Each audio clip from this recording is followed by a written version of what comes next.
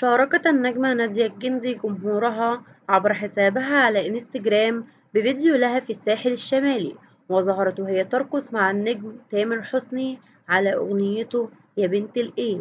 وكتبت نادية على الفيديو قائلة: مع الفنان المتميز المجتهد تامر والتوفيق في كل أعمالك القادمة. وخضعت النجمة نادية الجندي لجلسة تصوير جديدة مؤخرا، حيث إطلالة أنيقة وجذابة، وانهالت التعليقات على الصور بإعجابهم بنجمتهم المفضلة.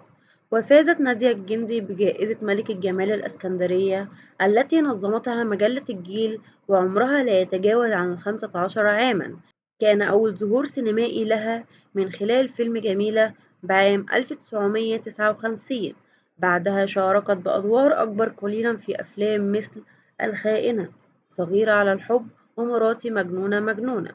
وفي عام 1973 قامت ببطولة المسلسل التلفزيوني الدوامة. وفي العام التالي قامت بأول بطولة سينمائية لها بفيلم بومبكشر، والذي حققت من خلاله نجومية واسعة. شاركت بعدها في عدة أفلام حتى عام 1980 الذي قامت فيه ببطولة فيلم البطنية، والذي جعلها إحدى أهم نجمات حقبة الثمانينيات. وبيعت الأفلام باسمها ولقبها نجمة الجماهير. ومن أهم أفلامها في تلك الفترة وكالة البلح، وخمسة باب، جبروت امرأة، شهد الملكة، الضائعة، والإرهاب.